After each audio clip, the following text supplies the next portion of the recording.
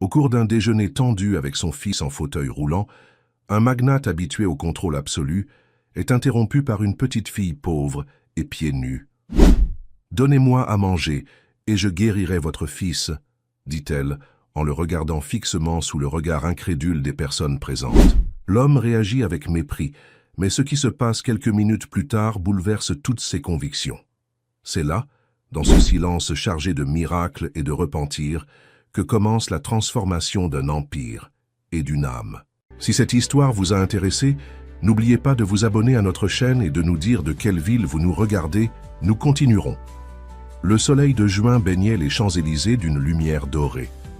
À la terrasse du restaurant L'Étoile, l'un des plus prestigieux de Paris, Étienne Mercier consultait frénétiquement son téléphone entre deux bouchées de son entrée. À 52 ans, cet homme à la silhouette élancée et au regard d'acier dirigeait Mercier Luxe, un empire de la haute couture française connu dans le monde entier.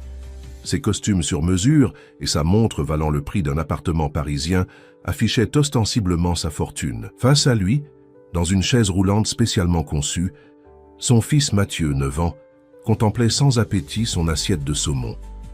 L'enfant aux cheveux châtains et aux yeux doux observait les passants à travers la grande baie vitrée. Cela faisait 5 ans que ses jambes ne répondaient plus, depuis cet accident dont personne ne parlait jamais. « Mathieu, il faut manger !» lança Étienne sans lever les yeux de son écran. Le docteur Fournier a insisté sur l'importance d'une alimentation équilibrée. L'enfant prit sa fourchette avec résignation. Ce déjeuner hebdomadaire avec son père était davantage une obligation qu'un plaisir. Étienne Mercier avait programmé ce rendez-vous comme il le faisait pour ses réunions d'affaires. Efficace, précis, sans place pour l'imprévu. « J'ai un conseil d'administration à 14 heures, continua Étienne. « Nous devrons être partis dans exactement 23 minutes.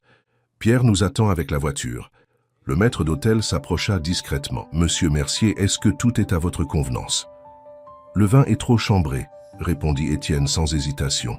« Et les légumes de mon fils sont trop cuits. Je m'attendais à mieux de la part d'un établissement de votre standing. » Le maître d'hôtel s'inclina, le visage impassible malgré l'humiliation. « Mes excuses, monsieur, je vais immédiatement. » Il s'interrompit brusquement. Une agitation inhabituelle venait de naître à l'entrée du restaurant. Les serveurs s'affairaient autour d'une petite silhouette qui avançait entre les tables avec détermination. Étienne fronça les sourcils. Dans ce temple de la gastronomie parisienne, où une réservation devait être prise 2 mois à l'avance, cette intrusion était inconcevable. La silhouette se révéla être une fillette d'environ 10 ans. Ses cheveux bruns étaient noués en une tresse désordonnée, et sa robe, bien que propre, était visiblement usée. Elle ne portait pas de chaussures, ses pieds nus se posant silencieusement sur le marbre italien du restaurant. « C'est inadmissible », murmura Étienne. « La sécurité devrait… » Mais la fillette était déjà devant leur table, son regard intelligent fixé sur Mathieu puis sur Étienne. Sans la moindre trace de peur ou d'intimidation, elle dit d'une voix claire « Donnez-moi à manger, et je guérirai votre fils. » Un silence stupéfait s'abattit sur leur coin du restaurant. Étienne cligna des yeux, certain d'avoir mal entendu. Puis son visage se durcit. « Comment oses-tu » siffla-t-il. « Qui t'a envoyé ? Quel genre d'arnaque est-ce » La fillette ne recula pas. Ses yeux, d'un bleu intense, restèrent calmes. « Je m'appelle Manon. Je peux l'aider. Je l'ai vu en passant devant la vitrine. Je sais que je peux le faire. » Étienne se leva à moitié, le visage empourpré. « Sortez cette mendiante d'ici !» ordonna-t-il aux serveurs qui s'approchèrent déjà. C'est répugnant d'utiliser la condition d'un enfant pour extorquer de l'argent. Mais Mathieu, qui n'avait pas prononcé un mot depuis le début du repas, tendit soudain la main vers la fillette. « Attends, papa. » Quelque chose dans la voix de son fils fit hésiter Étienne. C'était rare que Mathieu prenne la parole de lui-même, encore plus rare qu'il s'oppose à son père. Manon s'approcha de la chaise roulante, ignorant totalement Étienne. « Je peux ?» demanda-t-elle doucement à Mathieu. Le garçon hocha la tête, curieux et intrigué. Avant qu'Étienne puisse intervenir, Manon posa délicatement ses mains sur les jambes immobiles de Mathieu. Pas de lumière miraculeuse, pas de formule magique, juste un geste empreint d'une tendresse infinie. Elle ferma les yeux un instant, puis les rouvrit et sourit à Mathieu. « Parfois, ça prend quelques minutes, » dit-elle simplement. Étienne explosa. « Ça suffit, cette comédie a assez duré. » Il attrapa rudement le bras de Manon, l'éloignant de son fils. « Appelez la police !» cria-t-il au maître d'hôtel. Cette petite voleuse utilise mon fils pour... Papa, elle ne m'a rien pris, protesta Mathieu. Mais Étienne était hors de lui. Le restaurant entier observait la scène, certains clients chuchotant derrière leur menu.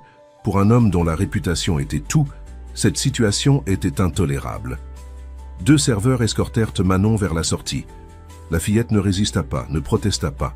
Elle jeta un dernier regard à Mathieu, un regard qui semblait dire « Attends, et tu verras ». Ces arnaques deviennent de plus en plus élaborées, fulmina Étienne en se rasseyant. Utiliser une enfant pour exploiter la souffrance des autres, je vais porter plainte. Mathieu ne répondit pas, regardant pensivement ses jambes.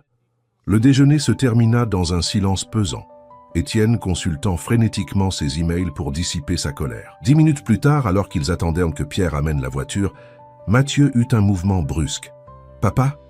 Sa voix tremblait légèrement. « Quoi ?» répondit Étienne, agacé, toujours absorbé par son téléphone.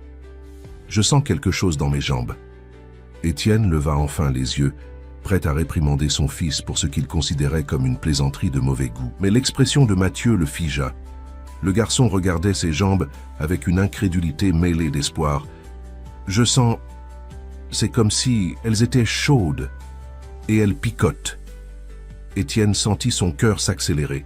« Qu'est-ce que tu racontes?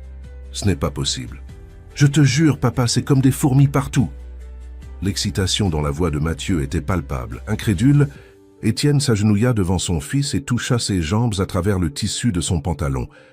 Il savait que Mathieu n'avait eu aucune sensation dans les membres inférieurs depuis l'accident. Les meilleurs neurologues de l'Europe avaient confirmé que les dommages étaient irréversibles. « Tu es sûr ?» demanda-t-il, sa voix soudain rauque. Pour toute réponse, Mathieu prit la main de son père et la pressa contre son genou. « Ici, tu vois ? Je sens ta main. » Étienne Mercier, l'homme qui avait bâti un empire sur le contrôle et la certitude, sentit le monde vaciller sous ses pieds. Son regard se porta instinctivement vers la rue, cherchant la silhouette de la fillette aux pieds nus. Mais Manon avait disparu. « Pierre !» cria-t-il soudain à son chauffeur qui venait d'arriver avec la limousine. « Trouve cette fille, la petite qui était dans le restaurant. » Le chauffeur, habitué aux ordres parfois étranges de son patron, acquiesça avec professionnalisme. « Quelle fille, monsieur ?»« Une gamine en robe usée, pieds nus. » La voix d'Étienne montait dans les aigus, lui qui était toujours si composé. « Elle vient de partir. Elle ne peut pas être loin. » Plusieurs passants se retournèrent, surpris de voir le célèbre Étienne Mercier gesticuler au milieu du trottoir comme un homme ordinaire. Mathieu, dans sa chaise, continuait de regarder ses jambes avec émerveillement. « Papa, c'est elle, n'est-ce pas? C'est elle qui a fait ça ?» Étienne ne répondit pas.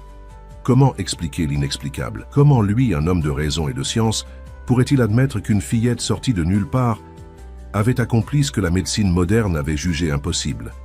Pourtant, les faits étaient là. Son fils sentait ses jambes pour la première fois en 5 ans. « On va la retrouver, dit-il enfin, une détermination nouvelle dans la voix. « Je te le promets, Mathieu, on va la retrouver. » Alors qu'il montait dans la voiture, Étienne Mercier ne savait pas encore que cette promesse allait bouleverser sa vie entière.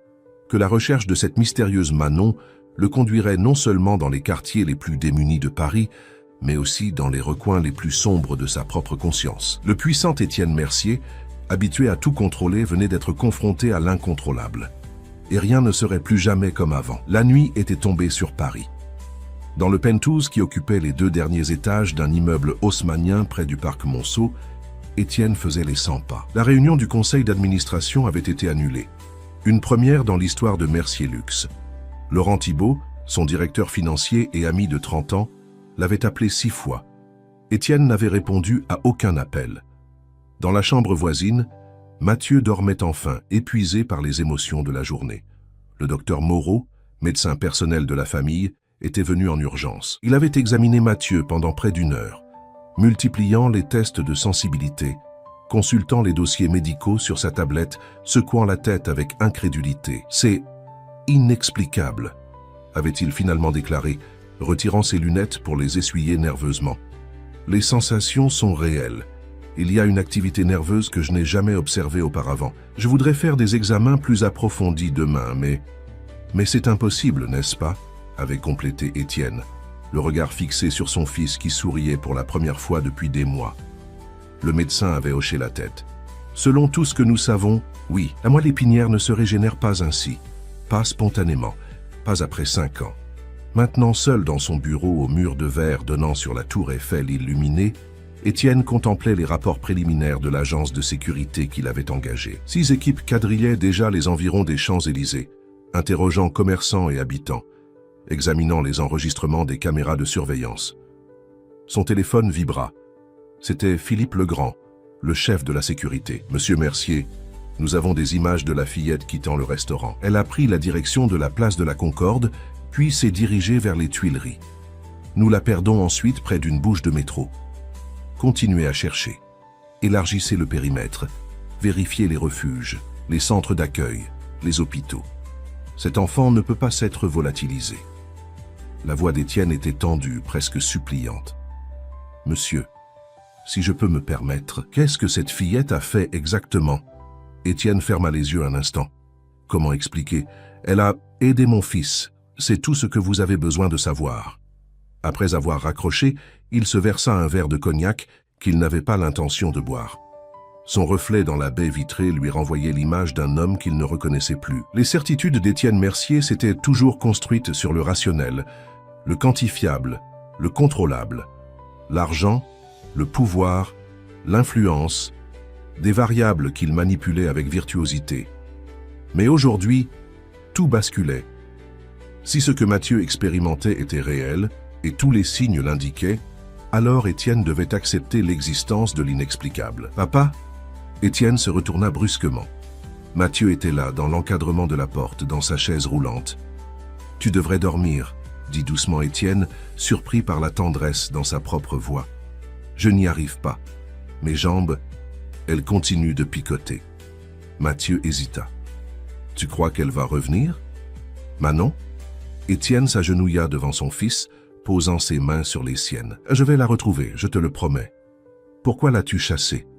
La question innocente frappa Étienne comme un coup de poing. « J'ai eu tort, » admit-il, les mots inhabituels dans sa bouche. « Je n'ai pas cru qu'elle pouvait t'aider. »« Moi, je l'ai cru tout de suite, » dit simplement Mathieu.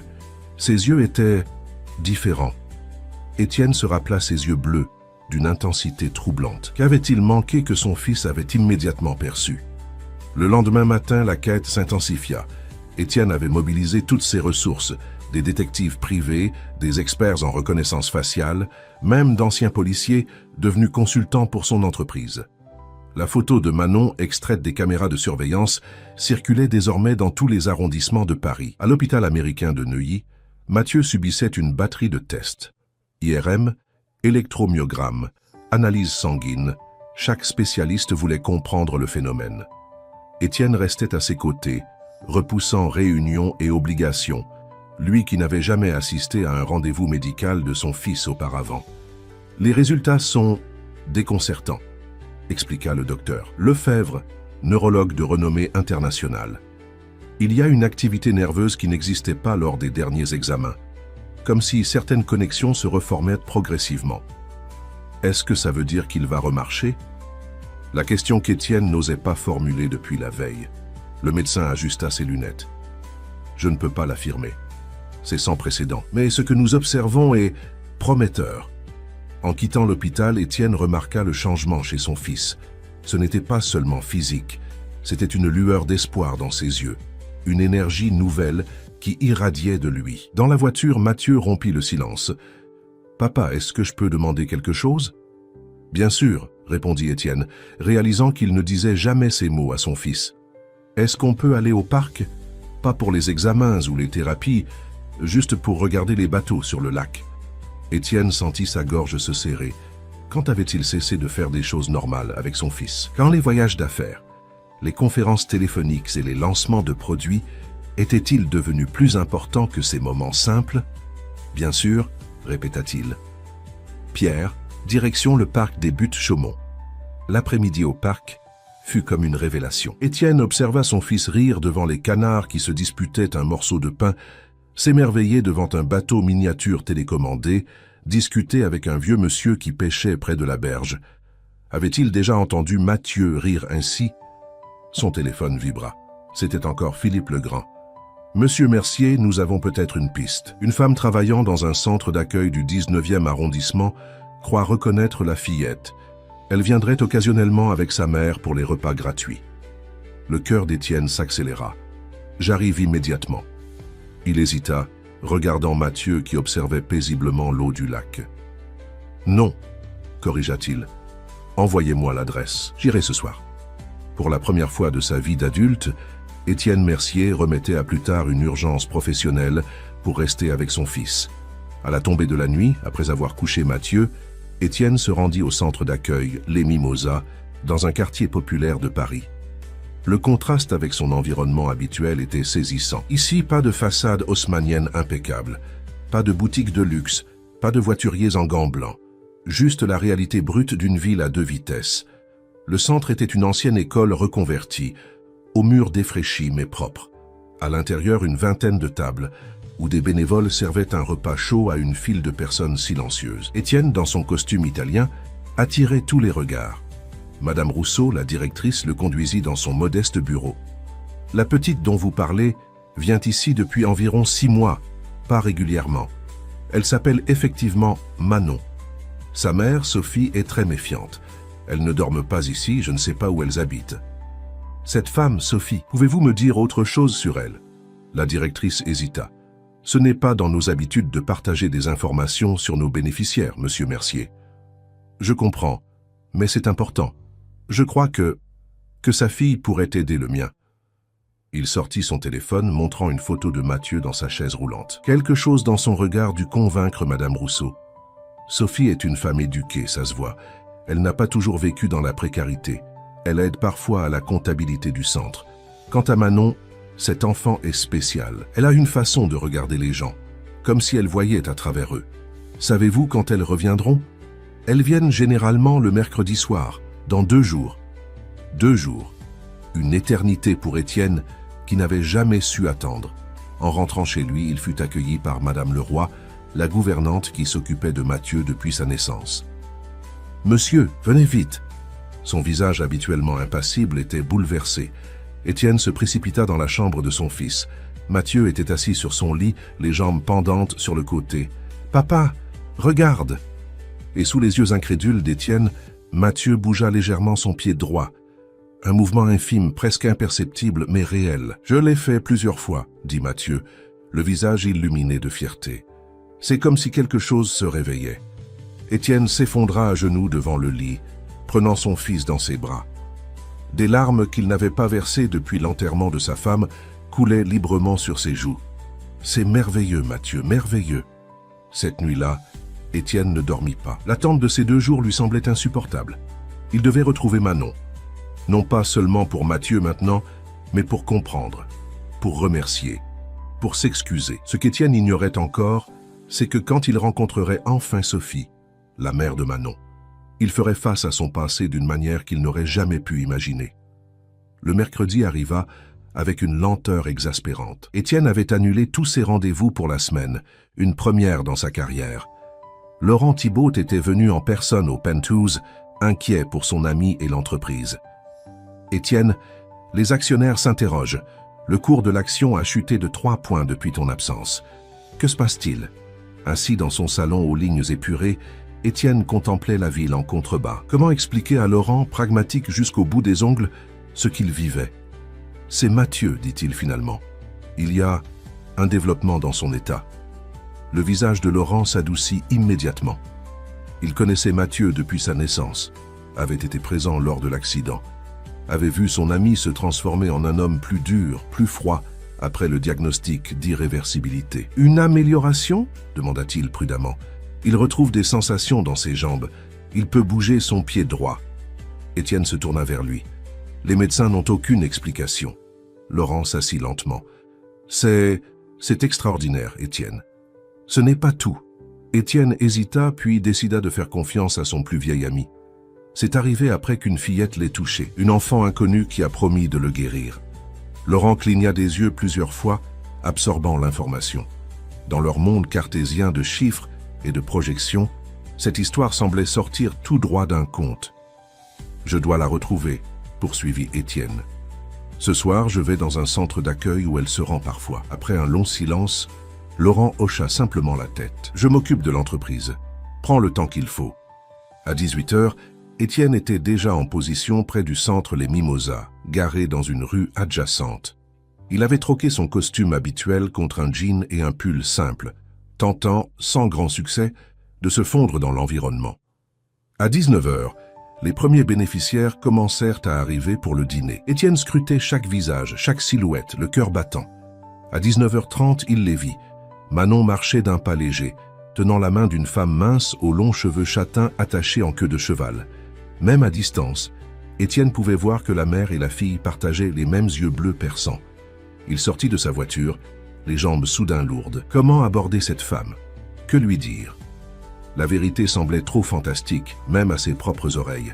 Il traversa la rue, se plaçant sur leur chemin juste avant l'entrée du centre. Manon le reconnut immédiatement. Son visage s'illumina d'un sourire, sans la moindre trace de rancœur pour la façon dont il l'avait traité. « Bonjour, monsieur », dit-elle simplement. « Comment va votre fils ?» La femme qui l'accompagnait se figea, son regard passant de sa fille à cet inconnu élégant, malgré ses vêtements décontractés. « Manon, tu connais cet homme ?» demanda-t-elle, sa voix trahissant une éducation raffinée malgré ses vêtements usés. « C'est le papa du garçon dans la chaise roulante », expliqua Manon avec la simplicité de l'enfance. « Celui du restaurant. » Le visage de la femme se décomposa. Elle agrippa la main de sa fille, reculant d'un pas. « Je vous demande pardon pour ce qu'elle a fait. Elle ne recommencera pas, je vous assure. »« Non, vous ne comprenez pas, » intervint précipitamment Étienne. « Je ne suis pas là pour... Je voudrais vous parler, s'il vous plaît. » Quelque chose dans sa voix, une vulnérabilité inhabituelle, sembla retenir l'attention de la femme. Sophie Dubois se présenta-t-elle avec une dignité qui frappa Étienne. Même dans l'adversité, cette femme gardait une certaine élégance. « Étienne Mercier », répondit-il automatiquement, tendant la main. À l'instant où il prononça son nom, le visage de Sophie se transforma. La méfiance fit place à la stupeur, puis à une colère froide qui glaça Étienne jusqu'aux os. « Mercier? Étienne Mercier de Mercier Luxe ?» Sa voix tremblait légèrement. « Oui, c'est moi », confirma-t-il, décontenancé par sa réaction. Sophie eut un rire sans joie. Bien sûr, le monde est vraiment petit. Elle se tourna vers sa fille. « Manon va m'attendre à l'intérieur avec Madame Rousseau. Je dois parler à ce monsieur. »« Mais maman, maintenant Manon !» La fillette obéit à contre-cœur, jetant un dernier regard à Étienne avant d'entrer dans le centre. Une fois seule, Sophie croisa les bras, toute sa posture exprimant une hostilité contenue. « Alors, monsieur Mercier, que puis-je faire pour vous? Venir vous hanter après toutes ces années ?» Étienne la dévisagea, perplexe. « Je ne comprends pas. Nous nous connaissons ?» Le regard de Sophie se durcit encore. « Vous ne me reconnaissez pas. Bien sûr que non. Pourquoi vous souviendriez-vous d'une simple assistante de création parmi tant d'autres ?» Un frisson parcourut l'échine d'Étienne. « Vous avez travaillé pour Mercier Luxe ?» « Pendant 3 ans. J'étais dans l'équipe de design textile jusqu'à ce que... » Elle s'interrompit, détournant brièvement le regard. « Jusqu'à ce que j'annonce ma grossesse. » La réalisation frappa Étienne comme un coup de poing. Sophie Dubois. Le nom lui revenait maintenant.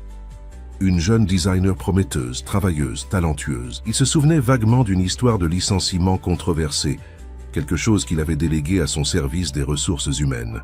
« Vous étiez enceinte », murmura-t-il, les pièces du puzzle s'assemblant lentement. « Et vous avez été licenciée. »« Restructuration du département », cita-t-elle amèrement.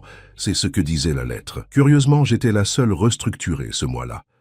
Et curieusement aussi, c'était 3 jours après que j'ai informé mon supérieur de ma grossesse. Étienne sentit un poids s'abattre sur ses épaules. Il n'avait pas personnellement pris cette décision. Son entreprise employait des centaines de personnes, mais il en était responsable. C'était sa politique de tolérance zéro pour les perturbations qui avait créé cette culture impitoyable. « Je suis désolé », dit-il, les mots paraissant terriblement inadéquats. « Je ne savais pas, épargne-moi tes excuses », coupa Sophie, passant inconsciemment au tutoiement sous le coup de l'émotion. « Qu'est-ce que tu veux? Pourquoi suis-tu ma fille ?» Étienne prit une profonde inspiration. « Mon fils Mathieu, il est paralysé depuis 5 ans. Aucun traitement n'a fonctionné. Mais depuis que Manon l'a touché au restaurant, il retrouve des sensations dans ses jambes. Il peut bouger son pied. » Sophie le fixa longuement, cherchant le mensonge ou la manipulation dans ses yeux. « Et tu crois que ma fille a quelque chose à voir avec ça? Je ne sais pas ce que je crois, je sais seulement ce que j'ai vu. Un silence pesant s'installa entre eux, troublé uniquement par les bruits de la rue. Ce n'est pas la première fois, dit finalement Sophie, sa voix à peine audible. Manon a toujours eu cette sensibilité. Parfois, elle sait des choses qu'elle ne devrait pas savoir. Parfois, elle touche les gens et ils se sentent mieux. Elle leva les yeux vers Étienne, toute la dureté revenue dans son regard. Et maintenant, tu veux l'utiliser? L'exhiber peut-être? La nouvelle attraction de Mercier Luxe? Non, protesta Étienne horrifié. Je voudrais qu'elle revoie Mathieu. S'il vous plaît, je paierai ce que vous voulez. De l'argent, ricana Sophie. Bien sûr, c'est ta réponse à tout, n'est-ce pas? Elle secoua la tête, les larmes aux yeux maintenant. Tu n'as aucune idée de ce que j'ai traversé après ce licenciement. Impossible de retrouver du travail dans le secteur. Ton nom sur une lettre de recommandation est une condamnation à mort dans la mode. J'ai perdu mon appartement. J'ai dû accoucher dans un foyer d'urgence. Manon a eu son premier anniversaire dans un centre d'hébergement. Chaque mot était une lame s'enfonçant dans la conscience d'Étienne. Il n'avait jamais considéré les conséquences humaines de ses décisions d'affaires. Les dommages collatéraux étaient simplement des chiffres sur un rapport. « Je peux arranger ça », dit-il avec l'assurance de celui qui croit que tout problème a une solution monétaire. « Je peux vous offrir un emploi, un logement, une compensation pour... »« Tais-toi », l'interrompit Sophie, sa voix tremblante mais ferme. « Je ne veux pas de ta pitié tardive, et je ne laisserai pas Manon devenir ton projet de charité ou ton miracle personnel. » Elle tourna les talons, se dirigeant vers l'entrée du centre. « Attendez !» Étienne fit un pas en avant, désespéré. « S'il vous plaît, c'est mon fils, mon seul enfant. Je ferai n'importe quoi. » Sophie s'arrêta, la main sur la poignée de la porte. Sans se retourner, elle dit « Tu sais ce qui est ironique, Étienne Mercier? Si tu ne m'avais pas mise à la porte il y a 10 ans, Manon serait née dans le confort. Elle aurait eu une vie normale. Elle n'aurait jamais développé cette sensibilité que donne la souffrance. Elle n'aurait jamais pu aider ton fils. » Sur ces mots, elle disparut à l'intérieur du bâtiment, laissant Étienne seul avec le poids de ses actions passées. Il resta immobile pendant ce qui sembla une éternité, digérant la cruelle ironie du destin. Le sort de son fils dépendait maintenant de la femme qu'il avait, indirectement mais certainement, condamnée à la précarité. Alors qu'il s'apprêtait à partir, la porte du centre s'ouvrit à nouveau. C'était Manon. « Monsieur, » dit-elle de sa voix claire. « Il ne faut pas être triste. » Étienne s'agenouilla pour être à sa hauteur. « Ta maman est très en colère contre moi, et elle a raison de l'être. » Manon hocha la tête, ses yeux bleus empreints d'une sagesse troublante. « Les grandes personnes gardent souvent leur colère trop longtemps. Ça devient lourd à porter. Est-ce que tu crois qu'elle me pardonnera un jour ?» La fillette pencha légèrement la tête, comme si elle écoutait une voix que lui seul pouvait entendre. « Peut-être, mais d'abord tu dois te pardonner à toi-même. » Avant qu'Étienne puisse répondre, Sophie apparut dans l'encadrement de la porte. « Manon, je t'avais dit de rester à l'intérieur. »« J'ai juste dit au revoir, » répondit innocemment la fillette. Elle se tourna vers Étienne et murmura « Ton fils va mieux aujourd'hui, je le sens. » Puis elle rejoignit sa mère qui l'entraîna rapidement à l'intérieur, non sans avoir jeté un dernier regard glacial à Étienne. Sur le chemin du retour, les mots de Manon résonnaient dans sa tête. « Ton fils va mieux aujourd'hui. » Comment pouvait-elle le savoir? Quand il arriva au Penthouse, Madame Leroy l'attendait avec un sourire radieux. « Monsieur, c'est incroyable. Mathieu a réussi à se tenir debout pendant presque 10 secondes cet après-midi. Le docteur Moreau est venu et n'en revient pas. » Étienne se précipita dans la chambre de son fils. Mathieu était éveillé, lisant une bande dessinée, un sourire paisible sur son visage. « Papa, j'ai réussi à me lever. Pas longtemps, mais j'ai réussi. » Étienne s'assit au bord du lit, caressant les cheveux de son fils. « C'est merveilleux, Mathieu. Vraiment merveilleux. »« Tu l'as trouvé, Manon ?» Étienne hocha lentement la tête. « Oui, je l'ai trouvée. »« Est-ce qu'elle va venir m'aider encore ?» Le cœur lourd, Étienne ne sut que répondre. Comment expliquer à un enfant de 9 ans les conséquences d'actions commises avant sa naissance? Comment lui dire que le miracle qu'il espérait dépendait désormais du pardon d'une femme que son père avait profondément blessée? Je ne sais pas, Mathieu, mais je vais faire tout ce que je peux pour que ça arrive. Cette nuit-là, allongé dans son lit king size, Étienne Mercier, l'homme qui n'avait jamais douté de lui-même, se demanda pour la première fois s'il y avait des erreurs que même toute sa fortune ne pourrait jamais réparer. Les jours qui suivirent furent parmi les plus difficiles de la vie d'Étienne. Pour la première fois, sa fortune et son influence se révélaient inutiles. Il avait tenté de retourner au centre d'accueil, mais Sophie et Manon n'y étaient pas réapparues. Madame Rousseau lui avait confirmé avec une certaine réticence qu'elles avaient demandé à changer leur jour de visite après leur rencontre.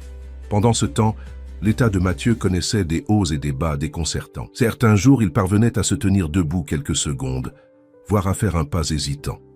D'autres jours, ses jambes semblaient à nouveau inertes, provoquant chez l'enfant des crises de larmes qui brisaient le cœur d'Étienne. « Pourquoi ça s'arrête » demandait Mathieu, les yeux rougis. « Est-ce que je ne fais pas assez d'efforts » Étienne, désemparé, ne savait que répondre. Les médecins parlaient de fluctuations neurologiques, d'effets placebo intermittents, de phénomènes psychosomatiques. Aucune explication ne semblait satisfaisante. Ce matin-là, assis dans son bureau qu'il n'avait plus quitté depuis des jours, Étienne contemplait la photo encadrée sur son bureau. Elle montrait Mathieu à 4 ans avant l'accident, sur les épaules de son père, tous deux riant aux éclats sur une plage normande. Cette image appartenait à une autre vie. La sonnerie de son téléphone le tira de sa rêverie. « Monsieur Mercier, ici Madame Rousseau du centre Les Mimosas. » Étienne se redressa brusquement. « Oui, vous avez des nouvelles ?» Sophie Dubois a accepté de vous parler. Elle sera au parc des Buttes Chaumont à midi, près du pont suspendu. Étienne jeta un œil à sa montre. 11 heures. J'y serai. Merci infiniment. Il raccrocha, le cœur battant. Que lui dirait-il? Comment la convaincre? Toute sa vie, il avait négocié, marchandé, imposé sa volonté. Mais cette situation exigeait une approche différente, une humilité qu'il n'avait jamais eu à pratiquer. À midi précis, Étienne arriva au pont suspendu du parc. Le ciel de juin était d'un bleu limpide, les arbres verdoyants, et les Parisiens profitèrent de leur pause, déjeuner sur les pelouses. Sophie était déjà là, seule, assise sur un banc, ses longs cheveux détachés dansant dans la brise légère. « Bonjour, dit-il en s'approchant. Merci d'avoir accepté de me voir. » Sophie leva les yeux vers lui. Son visage semblait moins hostile que lors de leur dernière rencontre, mais tout aussi méfiant. « Ce n'était pas mon idée, répondit-elle. C'est Manon qui a insisté. » Étienne s'assit à l'autre extrémité du banc, respectant sa distance. « Comment va-t-elle ?»« Elle va bien. Elle s'inquiète pour ton fils. » Sophie secoua légèrement la tête. Elle dit qu'elle sent qu'il a des difficultés, qu'il a besoin d'elle. Étienne sentit une bouffée d'espoir. Elle a raison. Mathieu, certains jours il peut bouger ses jambes, d'autres non. Les médecins ne comprennent pas. Un silence s'installa, ponctué seulement par le chant des oiseaux et les rires lointains d'enfants jouant près du lac. « Je ne suis pas venue pour parler de ton fils, » dit finalement Sophie. « Je suis venue parce que je dois prendre une décision. » Elle sortit une enveloppe de son sac et la lui tendit. Étienne l'ouvrit, découvrant un billet d'autocar pour Lyon et diverses brochures. « Un centre d'hébergement là-bas m'a offert un poste d'assistante administrative. Logement compris pour Manon et moi. C'est une chance de recommencer ailleurs. » Étienne sentit le sol se dérober sous ses pieds. « Vous partez. C'est tentant, » admit Sophie. « Très tentant. Mais... » Elle soupira profondément. Manon refuse. Elle dit qu'elle doit rester à Paris pour finir ce qu'elle a commencé. Je n'ai jamais vu ma fille aussi déterminée. Elle se tourna vers lui, les yeux brillants de larmes contenues. « Tu ne comprends pas ce que tu demandes, Étienne. Si Manon aide ton fils, si elle fait quelque chose que la médecine ne peut pas expliquer, tu crois que ça restera secret ?» Étienne n'avait pas pensé à cette dimension du problème. « Je vous promets la plus grande discrétion. Les promesses ne suffisent pas. Si les gens apprennent ce que Manon peut faire, ils ne la laisseront jamais tranquille. Ils voudront tous leur miracle. Des médias, des malades désespérés, des charlatans. Elle n'aura plus jamais une vie normale. » La réalisation frappa Étienne de plein fouet. Sophie ne protégeait pas seulement sa fille de lui. Elle la protégeait du monde entier. « Je comprends votre peur, dit-il doucement. Mais s'il y a une chance, même infime, que Manon puisse aider Mathieu, et pourquoi ton fils mériterait-il plus cette chance que n'importe quel autre enfant malade ?» La question directe le désarçonna. « Il ne le mérite pas plus, » admit Étienne après un moment de réflexion. « Mais c'est mon fils, et je ferai n'importe quoi pour lui. » Sophie le dévisagea longuement. « C'est la première fois que je t'entends dire quelque chose de vraiment sincère. » Elle se leva, ajustant la bretelle de son sac usé. « Je ne peux pas te promettre que Manon aidera ton fils, mais je vais y réfléchir. Pour l'instant, Nous avons un problème plus urgent. Trouver un nouvel endroit où vivre à Paris si nous restons. Étienne se leva à son tour. Je peux vous aider pour ça. Sophie eut un mouvement de recul. Je t'arrête tout de suite. Je n'accepterai pas ta charité. Ce n'est pas de la charité, répliqua Étienne. C'est une réparation. Je vous ai causé un préjudice, à toi et à Manon. Laisse-moi au moins essayer de le corriger. Comme c'est commode, dit Sophie avec amertume. Tu penses qu'un appartement et un chèque peuvent effacer 10 ans de galère? Étienne sentit la colère monter en lui, l'impatience familière face à la résistance. Puis il se rappela les paroles de Manon. D'abord, tu dois te pardonner à toi-même. Non, dit-il calmement. Rien ne peut effacer ces années. Mais refuser mon aide ne les effacera pas non plus. Ça ne fera que prolonger les difficultés. Sophie croisa les bras visiblement en conflit intérieur. J'ai une proposition, continua Étienne. J'ai un appartement vide dans le 15e arrondissement. Il appartenait à ma mère. Vous pourriez y vivre, toi et Manon, le temps de vous reconstruire. Pas comme une faveur, mais comme un droit, une compensation pour le tort que je t'ai causé. Et en échange, Manon doit guérir ton fils? Le ton était accusateur. Non, aucune condition. L'appartement est à vous, que Manon aide Mathieu ou non. C'est entre elle et lui. Sophie le regarda avec suspicion. Tu as vraiment changé? Ou tu es juste devenu meilleur acteur? Étienne sourit tristement. Je ne sais pas si j'ai changé. Je sais seulement que rien n'est plus important pour moi que mon fils. Et si ça signifie m'humilier, réparer mes erreurs, remettre en question tout ce que je croyais, alors soit. Quelque chose dans cette confession sembla toucher Sophie. Son visage s'adoucit imperceptiblement. Donne-moi l'adresse de cet appartement, je viendrai le voir. Après, je déciderai. 2 jours plus tard, Sophie et Manon visitaient l'appartement de la rue Blomette. C'était un bel espace de 3 pièces, ancien mais lumineux, avec des parquets qui craquaient et une vue sur un petit jardin intérieur. Il n'avait rien du luxe ostentatoire auquel on aurait pu s'attendre de la part d'Étienne Mercier. « C'était vraiment l'appartement de ta mère ?» demanda Sophie en passant sa main sur le papier peint légèrement défraîchi. « Oui », confirma Étienne. « Elle a vécu ici jusqu'à sa disparition, il y a 7 ans. Je n'ai jamais eu le cœur de le vendre ou de le rénover. » Manon, qui explorait chaque recoin avec curiosité, s'arrêta devant une photo encadrée, une femme âgée au sourire doux. « C'est elle, ta maman ?» Étienne s'approcha, prenant délicatement le cadre. « Oui, elle s'appelait Elisabeth. »« Elle avait un beau cœur, » dit simplement Manon. « Je peux le voir dans ses yeux. » Étienne la regarda avec étonnement. Comment cette enfant pouvait-elle percevoir tant de choses? « Elle me manque tous les jours, » admit-il, surpris par sa propre candeur. Sophie observait cet échange avec une expression indéchiffrable. « L'appartement est parfait, » dit-elle finalement. « Mais je ne peux pas accepter qu'il soit gratuit. Je paierai un loyer. » Sophie, « Un loyer modeste, adapté à mes moyens, » insista-t-elle. « C'est non négociable. » Étienne reconnut la fierté qui animait cette femme, la même détermination qui lui avait permis de survivre toutes ces années. « D'accord, » céda-t-il. Nous établirons un contrat en bonne et due forme. 1 mois plus tôt, il aurait trouvé cette obstination ridicule. Aujourd'hui, il y voyait une force admirable. « Et pour ton fils ?» demanda Sophie. La question qu'ils avaient tous deux évitée jusqu'alors. « C'est à Manon de décider, » répondit Étienne, surprenant lui-même par cette abdication de contrôle. Ils se tournèrent envers la fillette, qui s'était assise sur le rebord de la fenêtre, regardant les oiseaux dans le jardin. « Manon, » appela doucement sa mère. « Est-ce que tu veux aider le fils de Monsieur Mercier ?» La petite fille se tourna vers eux, son visage illuminé d'une étrange sérénité. « Je dois le faire. Il a quelque chose de précieux en lui, quelque chose qui doit être sauvé. » Sophie et Étienne échangèrent un regard perplexe. « Qu'est-ce que tu veux dire, ma chérie ?» demanda Sophie. Manon haussa les épaules avec la simplicité de l'enfance. « Je ne sais pas l'expliquer. Je le sens, c'est tout. » Cette nuit-là, alors qu'Étienne rentrait chez lui après avoir aidé Sophie à organiser leur déménagement pour le lendemain, il reçut un appel de Madame Leroy. « Monsieur, venez vite. Mathieu a fait 3 pas tout seul aujourd'hui.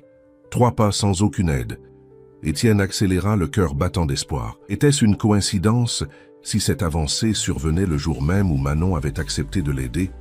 Il ne le saurait jamais avec certitude, mais pour la première fois depuis longtemps, Étienne Mercier sentait que le monde avait peut-être un ordre plus profond, plus mystérieux que tout ce qu'il avait imaginé jusque-là, et que son fils, comme l'avait dit Manon, avait en lui quelque chose de précieux qui méritait d'être sauvé. Le déménagement de Sophie et Manon dans l'appartement de la rue Blomette se fit avec une simplicité presque déchirante. Tous leurs biens tenaient dans 3 valises usées et quelques cartons. 10 ans de vie précaire résumés en si peu de choses. Étienne, qui avait insisté pour les aider, fut frappé par le contraste avec ses propres déménagements qui nécessitaient toujours des équipes entières et des camions multiples. « C'est tout ?» demanda-t-il malgré lui, alors qu'il déposait le dernier carton dans le salon. Sophie lui jeta un regard où se mêlaient ironie et fierté. « Quand on vit comme nous, on apprend à se débarrasser du superflu. » Manon, qui explorait son nouveau foyer avec l'enthousiasme propre à l'enfance, s'arrêta devant la fenêtre de ce qui serait sa chambre. « Maman, il y a un cerisier dans le jardin. » L'émerveillement dans sa voix rappela à Étienne que pour cet enfant qui avait connu tant de privations, les choses les plus simples pouvaient être source d'un bonheur immense. Ce soir-là, Étienne rentra chez lui avec une émotion complexe. Le visage radieux de Manon, découvrant sa nouvelle chambre, contrastait douloureusement avec le souvenir de Mathieu, qui, malgré tous les privilèges matériels, n'avait pas souri ainsi depuis des années. Le lendemain, comme convenu, Sophie et Manon vinrent au penthouse d'Étienne. C'était la première rencontre officielle entre Manon et Mathieu, en dehors de ce bref moment au restaurant. Quand l'ascenseur privé s'ouvrit directement dans le vaste salon aux baies vitrées donnant sur tout Paris, Sophie ne put retenir un sifflement admiratif malgré elle. « C'est impressionnant », admit-elle. Manon, pour sa part, semblait plus intéressée par Mathieu, qui les attendait dans son fauteuil roulant, l'air à la fois nerveux et plein d'espoir. « Bonjour », dit-il timidement. « Je m'appelle Mathieu. »« Je sais », répondit Manon avec un sourire. « Je suis contente de te rencontrer vraiment cette fois. » Les adultes observèrent cette scène avec une fascination mêlée d'appréhension. Comment 2 enfants que tout séparait, l'un né dans l'opulence mais privé de sa mobilité, l'autre ayant connu la misère mais débordant d'énergie, allaient-ils communiquer? La réponse vint naturellement. En quelques minutes, Mathieu montrait à Manon sa collection de livres sur les animaux marins et la fillette écoutait avec une attention sincère ses explications passionnées sur les baleines à bosse. « On dirait qu'ils se connaissent depuis toujours », murmura Sophie, surprise par cette complicité instantanée. Étienne acquiesça, ému par cette scène. Quand avait-il vu son fils aussi animé pour la dernière fois? Après un moment, Manon se tourna vers les adultes. « Est-ce qu'on peut aller dans sa chambre? J'aimerais lui montrer quelque chose. » Sophie et Étienne échangèrent un regard hésitant. « Qu'est-ce que tu veux lui montrer, ma chérie ?» demanda Sophie. « Un secret », répondit simplement Manon avec ce sourire énigmatique qui lui était propre. Mathieu leva des yeux suppliants vers son père. « S'il te plaît, papa. » Après un instant de réflexion, Étienne hocha la tête. « D'accord. Nous serons juste à côté si vous avez besoin de quoi que ce soit. » Il poussa le fauteuil de Mathieu jusqu'à sa chambre, Sophie sur ses talons. Une fois les enfants installés, ils refermèrent partiellement la porte et restèrent dans le couloir, tendant l'oreille malgré eux. Un silence inconfortable s'installa entre les 2 adultes. C'était la première fois qu'ils se retrouvaient vraiment seuls depuis leur retrouvaille. « Ton fils est intelligent, dit finalement Sophie, et gentil. Il ne tient pas ça de toi, j'imagine. » Étienne sourit tristement à cette pique. « Non, il tient ça de sa mère. Claire était extraordinaire. » « Était ?» Le ton de Sophie s'adoucit immédiatement. Elle nous a quittés peu après l'accident de Mathieu. Un anévrisme, totalement imprévisible. Étienne avala difficilement. Même après toutes ces années, la douleur restait vive. « Je suis désolé, » murmura Sophie. « Je ne savais pas. »« Comment aurais-tu pu savoir? Je ne suis pas du genre à étaler ma vie privée dans la presse. » Sophie hocha lentement la tête. « Alors, tu élèves Mathieu seul. » Avec l'aide de Madame Leroy, sa gouvernante. Elle est plus une grand-mère qu'une employée pour lui. Un bruit soudain venant de la chambre les fit sursauter. Un bruit de chute. Ils se précipitèrent dans la pièce, craignant le pire. La scène qui les accueillit les figea sur place. Mathieu était debout, chancelant, s'appuyant lourdement sur sa table de chevet, mais debout sur ses 2 jambes. Manon se tenait à côté de lui, une main posée légèrement sur son dos. « Papa, regarde !» Le visage de Mathieu rayonnait d'une joie si pure, si complète, qu'Étienne sentit des larmes lui monter aux yeux. « Comment ?» commença-t-il, incapable de formuler une phrase cohérente. « J'ai juste fait comme la dernière fois », expliqua Manon. « J'ai mis mes mains sur ses jambes et j'ai pensé très fort à les réveiller. » Sophie s'approcha de son enfant, partagée entre l'émerveillement et l'inquiétude.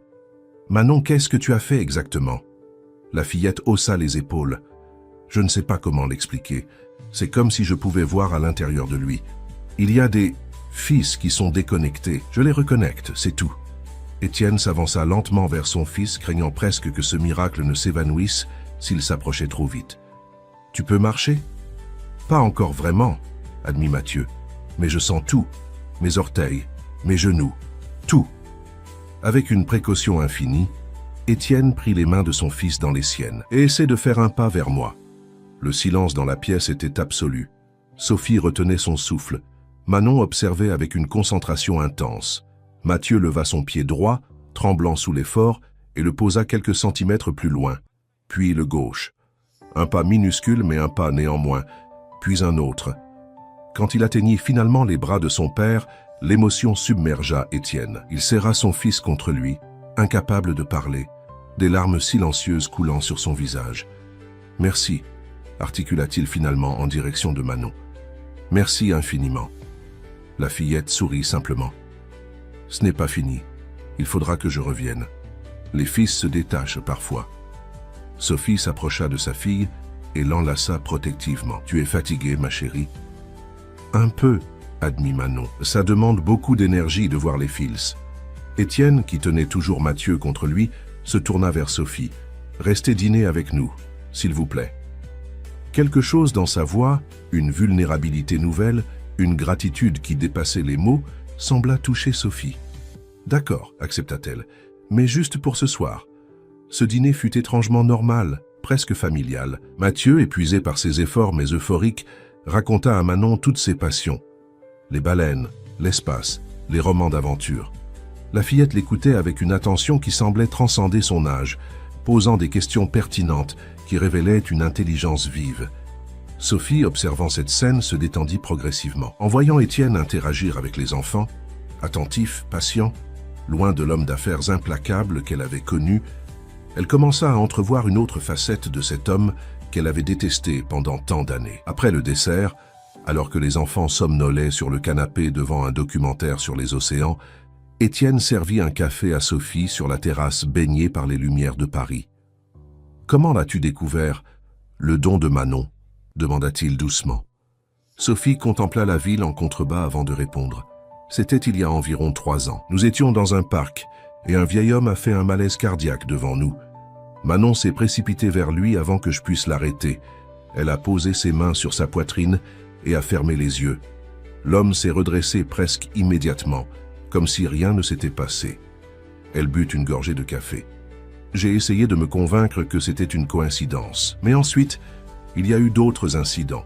Un oiseau blessé qu'elle a réparé, une voisine souffrant de migraines chroniques soulagée après que Manon l'ait touchée. J'ai compris que ma fille était différente. As-tu déjà pensé à la faire examiner, l'emmener voir des scientifiques pour qu'ils la transforment en rat de laboratoire? Sophie secoua vigoureusement la tête. Jamais. C'est ma fille, pas un phénomène. Étienne acquiesça lentement. Je comprends, et je te promets que personne ne saura jamais ce qu'elle a fait pour Mathieu. Tu ne peux pas promettre ça, répliqua Sophie. Les médecins vont s'interroger, les gens vont parler, c'est inévitable. Pas si nous sommes prudents. Les progrès de Mathieu seront attribués à un nouveau traitement expérimental américain. J'ai déjà arrangé les papiers avec son médecin personnel. Sophie le dévisagea avec un mélange de surprise et de respect réticent. Tu as vraiment pensé à tout. Je protégerai Manon comme je protège Mathieu, affirma Étienne. Tu as ma parole. Leur conversation fut interrompue par un cri venant du salon. Ils se précipitèrent à l'intérieur pour trouver Mathieu debout, sans soutien, vacillant légèrement mais tenant sur ses jambes. « J'ai voulu essayer tout seul », expliqua-t-il, le visage illuminé de fierté. « Et ça marche !» Manon, à moitié endormie sur le canapé, souriait paisiblement. « Je te l'avais dit, tu es plus fort que tu ne le penses. » Cette nuit-là, après avoir accompagné Sophie et Manon à leur nouvel appartement, Étienne resta longtemps assis au chevet de son fils endormi. Pour la première fois depuis l'accident, Mathieu dormait sur le côté, ses jambes légèrement repliées, une position naturelle qu'il n'avait pas pu adopter depuis 5 ans. Étienne contempla cet enfant qui lui avait été rendu par le miracle le plus improbable. Un miracle né, ironiquement, de sa propre cruauté passée. Si Sophie n'avait pas été licenciée injustement, Manon n'aurait jamais développé ce don extraordinaire. Si Manon n'avait pas grandi dans la précarité, aiguisant sa sensibilité à la souffrance des autres, aurait-elle pu aider Mathieu? Le destin avait tissé une toile d'une complexité vertigineuse, reliant des vies apparemment sans rapport en un motif dont le sens échappait encore à Étienne. Mais une chose était certaine, rien ne serait plus jamais comme avant. Pour Mathieu, pour lui-même, et pour ces deux femmes extraordinaires qui venaient d'entrer dans leur vie. Les semaines qui suivirent furent marquées par une routine aussi étrange qu'inattendue. 3 fois par semaine, Manon venait travailler avec Mathieu, comme elle disait simplement. Ces séances duraient rarement plus d'1 heure. La fillette s'épuisait vite, mais leurs effets étaient spectaculaires. En moins d'1 mois, Mathieu pouvait marcher seul sur de courtes distances. Sa démarche restait hésitante, ses jambes parfois tremblantes, mais chaque jour apportait son lot de progrès. Les médecins, tenus à l'écart de la vérité, parlaient de rémission spontanée et de cas exceptionnels destinés aux publications médicales. Le docteur Moreau, qui suivait Mathieu depuis l'accident, ne cachait pas sa stupéfaction lors des examens réguliers. « C'est sans précédent », répétait-il en consultant les IRM successives. « Les connexions nerveuses semblent se reformer d'elles-mêmes. Si je ne voyais pas les résultats, je ne le croirais pas. » Étienne accueillait ces observations avec un mélange de joie et d'anxiété. Chaque fois que le médecin suggérait de présenter le cas à des confrères ou de documenter cette guérison inexplicable, il trouvait une excuse pour reporter. Pendant ce temps, une transformation s'opérait chez lui, subtile mais profonde. Pour la première fois depuis des années, Étienne Mercier apprenait à ralentir. Les appels professionnels étaient limités aux urgences, les réunions déléguées à Laurent. Ses journées s'organisaient désormais autour des progrès de son fils et des visites de Manon. Sophie, de son côté, commençait lentement à reconstruire sa vie. Grâce à une recommandation discrète d'Étienne, elle avait trouvé un poste de designer textile dans une petite maison de création, loin de l'empire Mercier Luxe, mais dans le domaine qu'elle aimait. Sa méfiance initiale envers Étienne s'atténuait, remplacée par une forme de trêve prudente. Ce matin-là, alors que Manon et Mathieu travaillaient ensemble dans la chambre du garçon, Sophie et Étienne partageaient un café dans le salon du Penthouse. « Manon m'a dit quelque chose d'étrange hier soir », commença Sophie, tournant nerveusement sa tasse entre ses mains. Étienne leva les yeux de son journal. « Quoi donc ?» Elle a dit que parfois, quand elle répare les fils de Mathieu, elle sent que certains veulent se détacher à nouveau. Sophie hésita, comme si le corps résistait d'une certaine façon. Une ombre passa sur le visage d'Étienne. Il avait remarqué que certains matins, Mathieu semblait avoir régressé, ses jambes moins réactives que la veille. Qu'est-ce que ça signifie, selon elle? Sophie haussa les épaules. Elle n'explique pas vraiment. Tu sais comment elle est, elle constate, elle ressent, mais elle n'analyse pas. C'est une enfant, malgré tout. Leur conversation fut interrompue par un cri venant de la chambre. Ils se précipitèrent pour trouver Mathieu allongé sur le sol, le visage crispé de douleur. « Mes jambes !» gémit-il. « Elles brûlent !» Manon était agenouillée près de lui, les mains posées sur ses genoux, l'expression concentrée mais sereine. « Que s'est-il passé ?» demanda Étienne, s'agenouillant près de son fils. « On essayait de courir sur place », expliqua Manon sans lever les yeux. C'était trop tôt. « Il faut appeler le médecin », décida Étienne, sortant déjà son téléphone. « Non !» L'autorité dans la voix de Manon surprit tout le monde, y compris sa mère. « Il a juste besoin de repos. Les fils sont tendus, pas cassés. » Sophie s'approcha de sa fille, inquiète de cette assurance inhabituelle. « Manon, ma chérie, peut-être que le docteur pourrait t'aider. »« Les docteurs ne voient pas les fils, » répondit simplement Manon. « Ils ne comprendraient pas. » Étienne et Sophie échangèrent un regard incertain. La confiance absolue de cet enfant de 10 ans était à la fois réconfortante et troublante. Après quelques minutes, la douleur de Mathieu commença à s'estomper. Avec l'aide de son père, il retourna dans son lit visiblement épuisé. « Je suis désolé, papa », murmura-t-il, les larmes aux yeux. « J'ai voulu aller trop vite. » Étienne caressa doucement ses cheveux. « Ce n'est pas grave, Mathieu. Le chemin est long, mais tu avances chaque jour. C'est tout ce qui compte. » Plus tard, alors que Mathieu dormait et que Manon regardait un dessin animé dans le salon, Sophie entraîna Étienne sur la terrasse. « Ça m'inquiète, » admit-elle. « Je n'ai jamais vu Manon aussi autoritaire, elle qui est toujours si douce. » Étienne hocha lentement la tête. Elle se sent responsable de Mathieu maintenant. C'est beaucoup de pression pour une enfant de son âge. Exactement. Et si... Sophie hésita, cherchant ses mots. Et si on ralentissait un peu? Peut-être que 3 séances par semaine, c'est trop. La première réaction d'Étienne fut un refus instinctif. Ralentir. Alors que son fils faisait des progrès? L'ancien Étienne Mercier, celui d'avant Manon, aurait rejeté cette suggestion sans même la considérer. Mais il n'était plus cet homme-là. « Tu as raison », dit-il finalement. « On pourrait réduire à 2 séances et les garder plus courtes. » Le soulagement sur le visage de Sophie était évident. « Merci de comprendre. Ils sont devenus très proches, n'est-ce pas ?» observa Étienne, regardant à travers la baie vitrée Manon qui chantonnait doucement devant la télévision. « Oui, Manon n'a jamais eu beaucoup d'amis. Notre vie était trop instable. Mathieu est son premier véritable ami. » Étienne sourit tristement. C'est ironique. Avec toutes ses possibilités, tous ses privilèges, Mathieu était terriblement seul avant elle. Un silence confortable s'installa entre eux, ponctué seulement par le bruit lointain de la circulation parisienne. Comment était-elle? Claire, ta femme.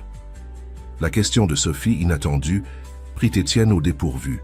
Il contempla l'horizon un moment avant de répondre. Elle était lumineuse, c'est le mot qui me vient toujours. Claire apportait de la lumière partout où elle allait. Elle riait facilement, pardonnait instantanément. Elle équilibrait ma dureté avec sa douceur. Elle me manque terriblement, ajouta-t-il plus bas. Parfois, je me demande ce qu'elle penserait de l'homme que je suis devenu après sa disparition. Sophie le regarda avec une empathie nouvelle. Je crois qu'elle serait fière de voir comment tu te bats pour votre fils.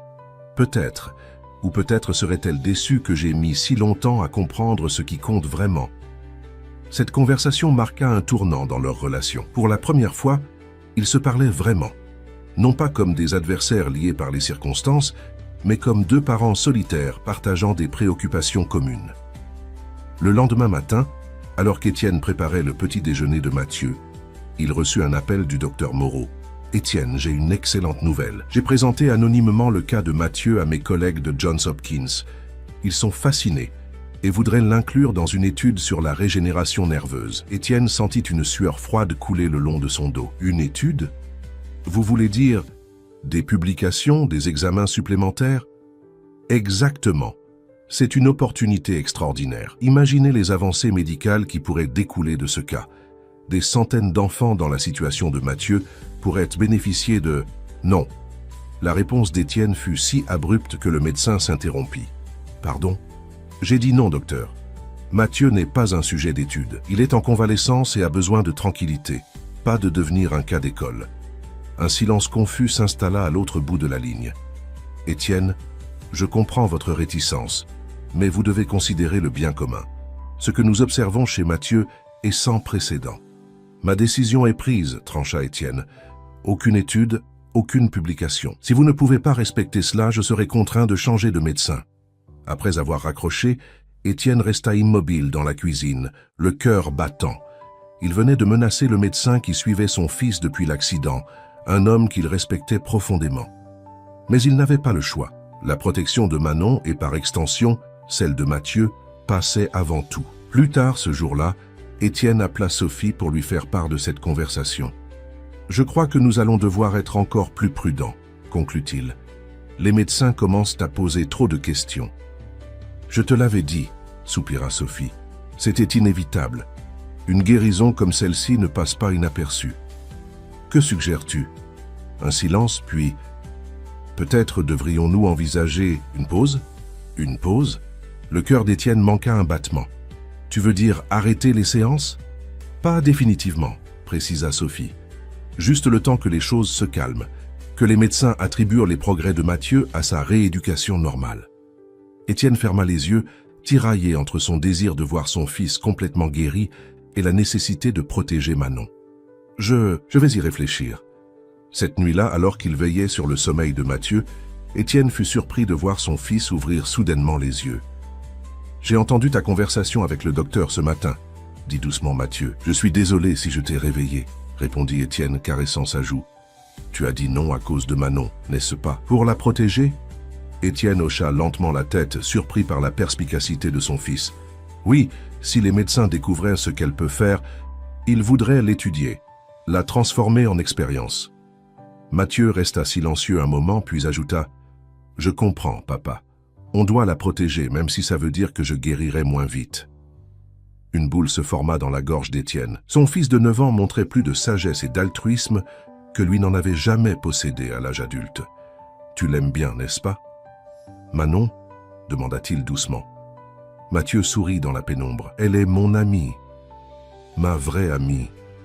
Pas comme les enfants qui venaient avant juste parce que tu es riche et célèbre. » Cette simple vérité frappa Étienne en plein cœur. Combien de fois avait-il arrangé des amitiés pour son fils avec les enfants de ses relations d'affaires? Des rencontres calculées, dénuées de spontanéité ou d'affection véritable. « Papa ?» La voix de Mathieu était soudain hésitante. « Oui, mon grand. Est-ce que Sophie et Manon pourraient rester avec nous pour toujours ?» La question innocente révélait un désir profond de stabilité et de connexion. Étienne caressa doucement les cheveux de son fils. « C'est compliqué, Mathieu. Sophie et Manon ont leur propre vie, leur propre maison maintenant. Mais tu l'aimes bien, Sophie, non? Je vois comment tu la regardes. » Étienne fut pris au dépourvu par cette observation. Comment son fils pouvait-il percevoir des sentiments qu'il commençait à peine à reconnaître lui-même? « Je la respecte beaucoup, » dit-il prudemment. « Elle est courageuse et forte. » Mathieu bâilla, ses yeux se fermant à nouveau. « Maman l'aurait aimée, je crois. Elles se ressemblent un peu. » Sur ces mots, il se rendormit, laissant Étienne avec cette pensée troublante. Claire et Sophie. Deux femmes que tout opposait en apparence, mais qui partageaient peut-être cette lumière intérieure qu'il avait toujours recherchée. Le lendemain matin, Étienne fut réveillé par un cri venant de la chambre de Mathieu. Il s'y précipita pour trouver son fils assis au bord du lit, le visage décomposé. « Papa, mes jambes, je ne sens presque plus rien. » La panique s'empara d'Étienne. Les progrès des dernières semaines semblèrent s'être évaporés pendant la nuit. Les jambes de Mathieu, qui la veille encore supportèrent son poids, pendaient maintenant inertes. « Ne t'inquiète pas, » dit-il, tentant de masquer sa propre angoisse. « Nous allons appeler Manon. » Mais au fond de lui, une pensée terrifiante s'insinuait. Et si le miracle était en train de s'inverser? La régression dans l'état de Mathieu plongea toute la maisonnée dans un état de panique contrôlée. Étienne appela immédiatement Sophie, qui arriva avec Manon moins d'1 heure plus tard, leur visage reflétant l'inquiétude qui les habitait. « Je ne comprends pas, » murmura Étienne, alors que Manon examinait silencieusement les jambes de Mathieu dans sa chambre. Hier encore, il marchait presque normalement. Sophie posa une main apaisante sur son bras, un geste simple qui surprit Étienne par sa familiarité. Manon m'a expliqué que parfois, le corps recule pour mieux avancer, comme une vague qui se retire avant de revenir plus forte. Mais la métaphore, aussi poétique soit-elle, ne suffisait pas à calmer l'angoisse d'Étienne. Et si les progrès n'étaient qu'une illusion temporaire? Et si l'état de Mathieu n'était pas réversible malgré tout? Dans la chambre, Manon était étrangement calme. Ses petites mains parcouraient les jambes de Mathieu avec une assurance qui contrastait avec son jeune âge. « Les fils sont encore là, dit-elle finalement. Ils sont juste emmêlés, comme quand les écouteurs s'entortillent dans ta poche. » Mathieu, malgré sa déception, sourit faiblement à cette comparaison. « Tu peux les démêler ?»« Je vais essayer, mais ça va prendre du temps. » Manon se tourna vers les adultes. « Il faut que je vienne tous les jours pendant un moment, pas longtemps, mais régulièrement. » Étienne et Sophie échangèrent un regard préoccupé. Cette intensification allait à l'encontre de leur décision de ralentir. « Ma chérie, » commença Sophie doucement, « tu te souviens que nous avions parlé de réduire les séances pour que tu ne te fatigues pas trop ?» Manon secoua la tête avec une détermination surprenante. « C'est différent maintenant. Les fils se sont emmêlés parce qu'on a laissé trop de temps entre les séances, comme des cheveux qu'on ne brosse pas assez souvent. » Sa logique enfantine avait une certaine cohérence qui laissa les adultes sans argument. « D'accord, » céda Étienne, « mais nous serons très attentifs à ta fatigue. Si tu as besoin de repos, tu dois nous le dire. » Manon hocha la tête, puis se retourna vers Mathieu. « On commence maintenant ?» Les jours qui suivirent établirent une nouvelle routine. Chaque matin, Manon venait aux Pantous pour une courte séance de démêlage, comme elle l'appelait. Les progrès étaient lents mais constants. Au bout d'une semaine, Mathieu pouvait à nouveau sentir ses orteils. Après 10 jours, il recommençait à bouger ses pieds volontairement. Étienne observait ce processus avec un mélange d'émerveillement et d'humilité. Il avait passé sa vie à croire au pouvoir de l'argent, de l'influence, du contrôle. Pourtant, face à cette situation, toute sa fortune était impuissante. Seules les mains d'une petite fille qui avait grandi dans la précarité qu'il avait indirectement causée pouvaient aider son fils. Un soir, alors que Sophie et Manon s'apprêtaient à rentrer chez elles, après une séance particulièrement productive, Étienne les invita à dîner. Ces repas improvisés devenaient de plus en plus fréquents, créant une étrange familiarité entre eux quatre. « J'ai une nouvelle », annonça Sophie alors qu'ils dégustaient un dessert préparé par Madame Leroy. « J'ai été promue directrice artistique adjointe chez Tissu d'Azur. »« Sophie, c'est merveilleux !» s'exclama Étienne sincèrement. « Je commence la semaine prochaine. Les horaires seront plus exigeants, mais le salaire... » Elle sourit, visiblement fière. « Je pourrai enfin offrir à Manon une vie plus stable. » Une ombre passa fugitivement sur le visage d'Étienne. Cette promotion signifiait que Sophie aurait moins de disponibilité pour les séances quotidiennes. Comme si elle lisait dans ses pensées, Sophie ajouta « J'ai déjà parlé avec mon employeur. Je peux commencer plus tard le matin pour pouvoir accompagner Manon ici. Il comprend l'importance de la situation. » Étienne sentit un soulagement l'envahir, puis immédiatement un sentiment de culpabilité. N'était-il pas en train, encore une fois, de subordonner les besoins des autres aux siens? « Sophie, si cela compromet ta position... »« Non, l'interrompit-elle fermement. C'est mon choix. Et puis, Manon y tient. Elle ne laisserait pas tomber Mathieu maintenant. » De l'autre côté de la table, les deux enfants étaient plongés dans une conversation animée sur un livre que Mathieu avait prêté à Manon. « Ils sont inséparables, » murmura Sophie, les observant avec tendresse. « Comme nous étions autrefois, » répondit Étienne sans réfléchir, puis se figea, réalisant ce qu'il venait de dire. Sophie le regarda avec surprise. « Nous, Claire et moi, » corrigea-t-il rapidement, sentant ses joues s'échauffer inexplicablement.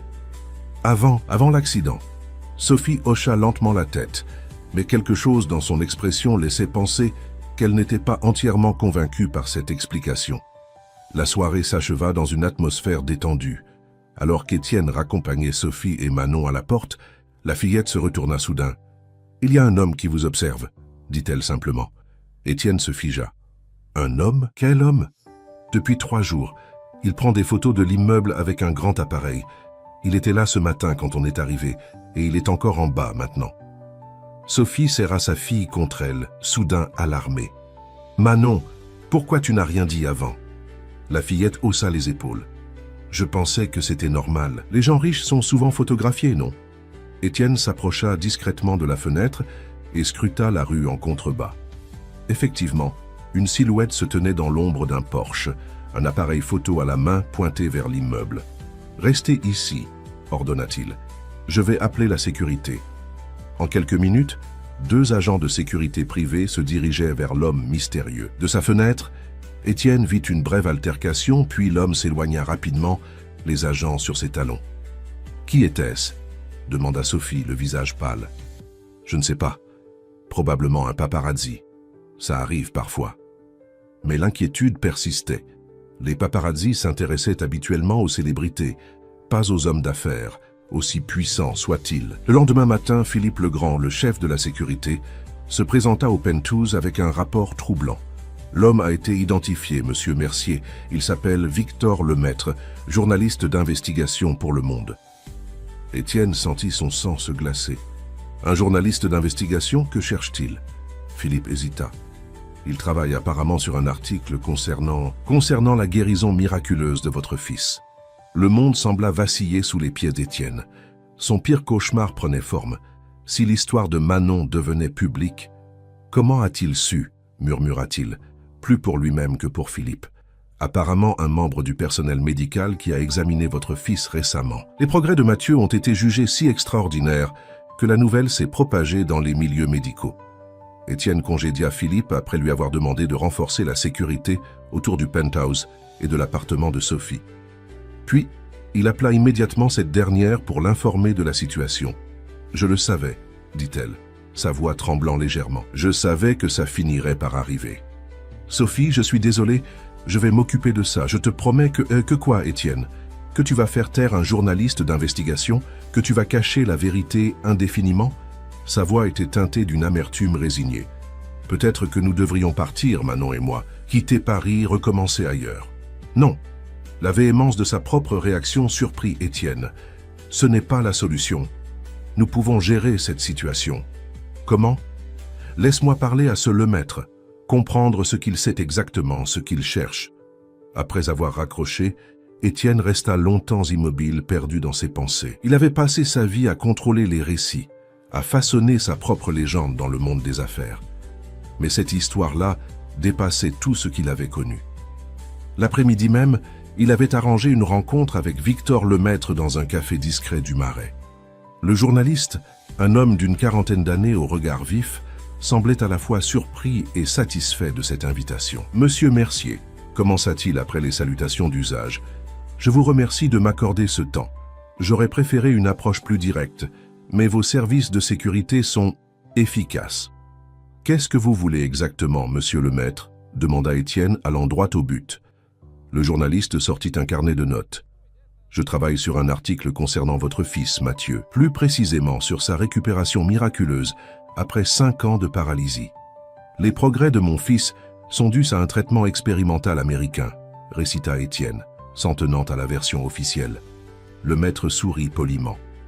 C'est ce que dit le dossier médical, en effet, mais mes sources racontent une histoire différente. Elles parlent d'une petite fille qui viendrait régulièrement chez vous, une enfant aux capacités extraordinaires. Étienne sentit son cœur s'accélérer, mais garda un visage impassible. Mon fils a de nombreux amis qui lui rendent visite pendant sa convalescence. Cette petite fille s'appelle Manon Dubois, poursuivit le journaliste imperturbable. Elle est la fille de Sophie Dubois, une ancienne employée de votre entreprise licenciée dans des circonstances controversées il y a 10 ans. Coïncidence fascinante, n'est-ce pas? La précision des informations laissa Étienne momentanément sans voix. Quelqu'un de proche avait parlé, un domestique, un médecin, peut-être même un voisin. « Et écoutez-moi bien, monsieur Lemaître, » dit finalement Étienne, se penchant vers le journaliste.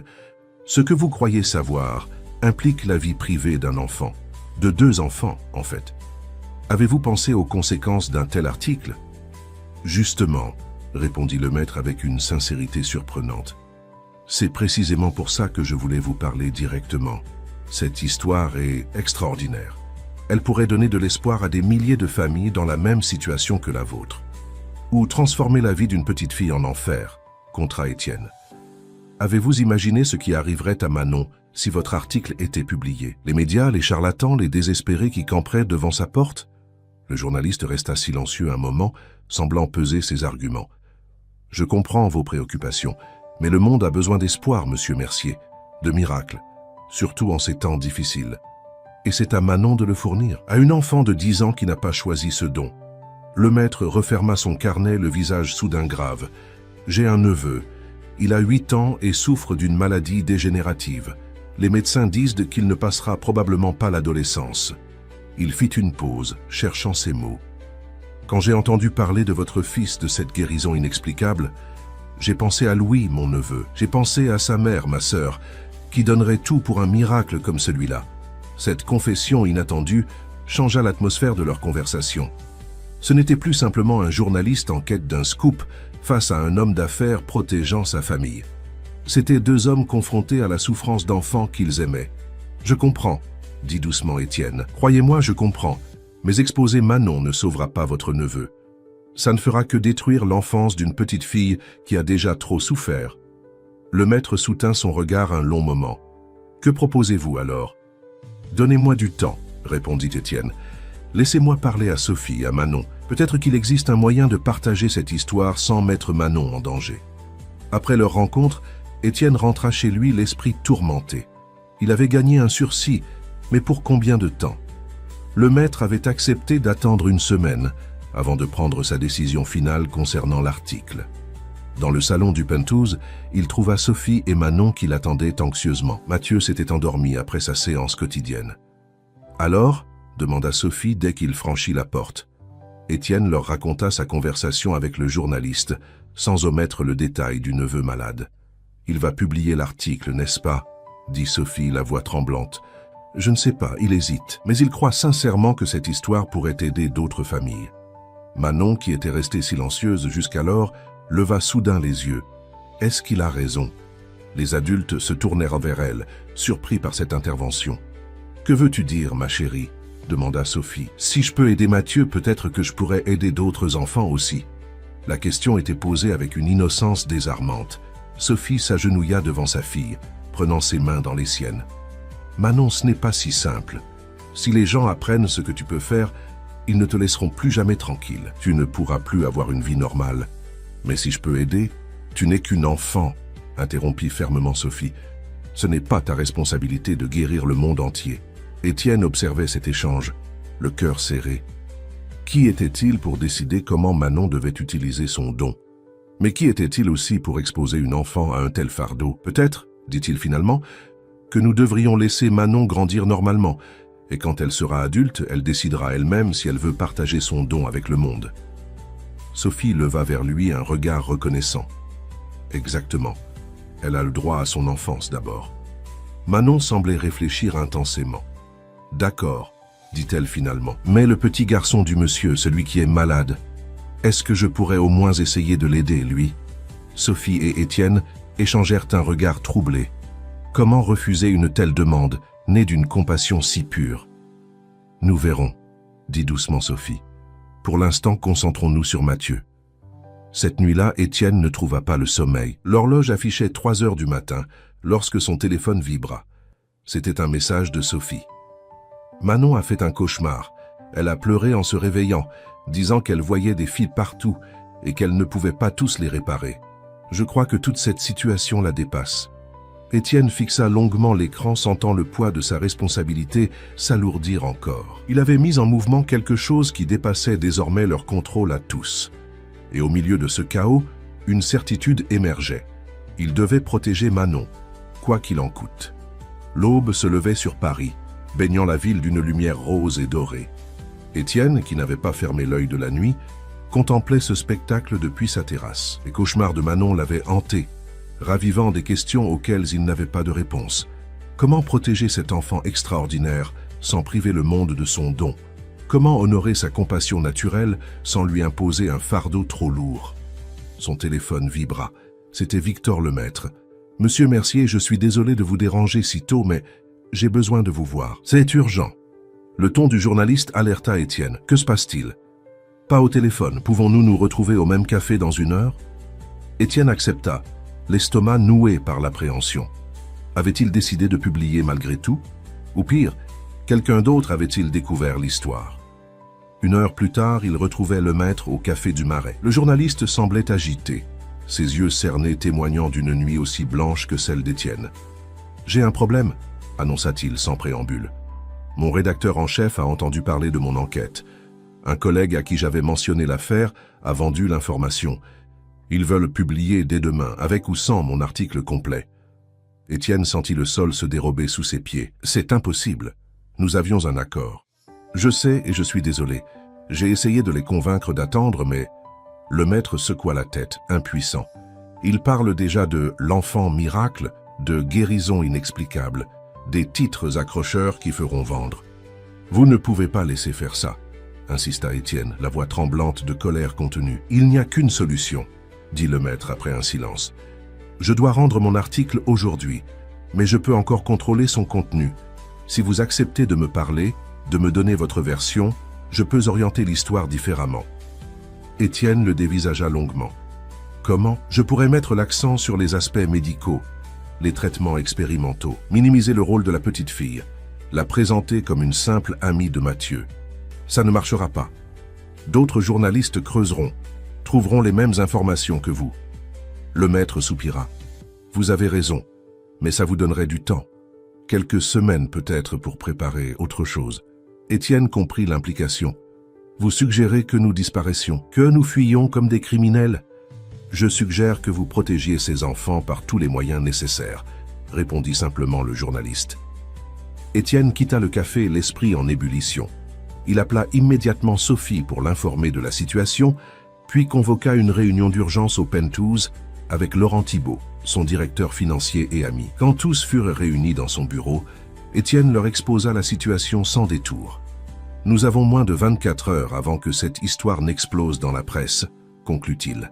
« Je dois prendre une décision maintenant. » Laurent, qui avait écouté avec une attention grave, prit la parole.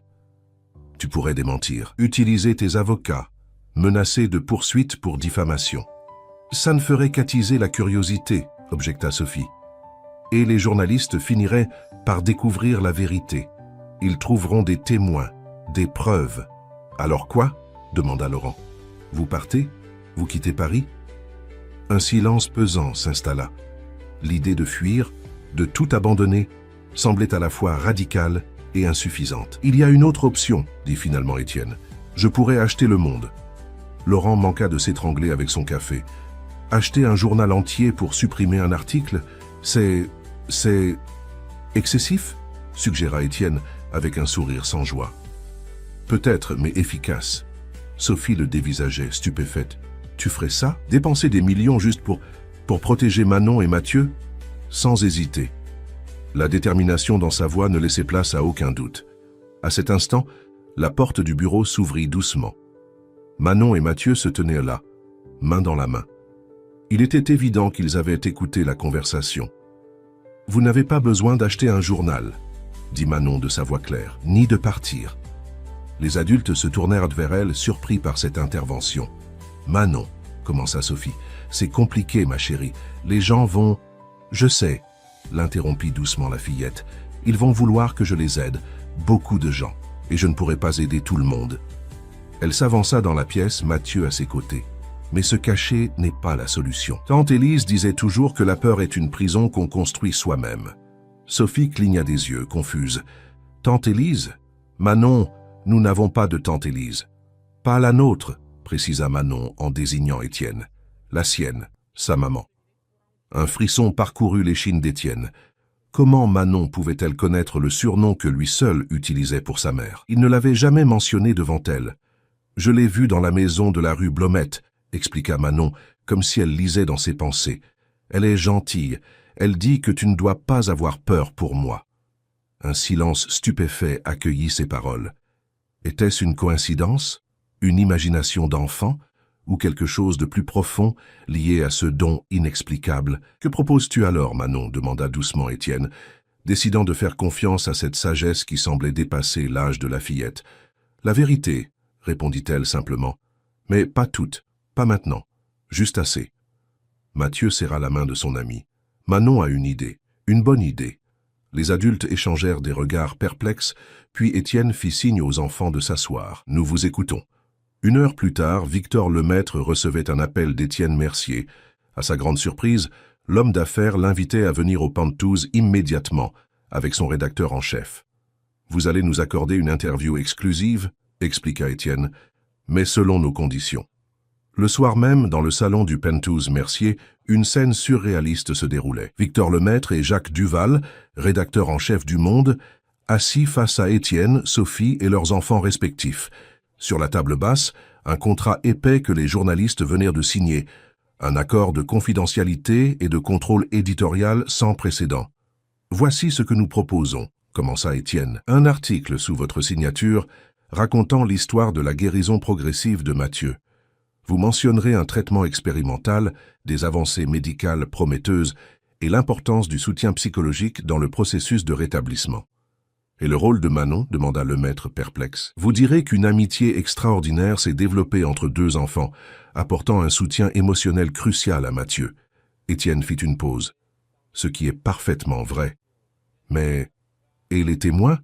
Les gens qui savent pour ses capacités? » « Il n'y a pas de preuves tangibles, » intervint Sophie, « seulement des rumeurs, des impressions. Rien qui puisse être documenté scientifiquement. » Les journalistes semblaient sceptiques. « Et en échange de cette version édulcorée? » « En échange, » poursuivit Étienne, « vous aurez accès à une initiative que nous allons lancer, une fondation dédiée à la recherche sur les guérisons inexpliquées et les approches alternatives pour les enfants souffrant de handicap neurologiques. » Les yeux de Lemaître s'écarquillèrent. « Une fondation ? » Financée par Mercier Luxe, à hauteur de 50 millions d'euros pour commencer, confirma Étienne, avec un programme spécial pour les cas désespérés, comme celui de votre neveu.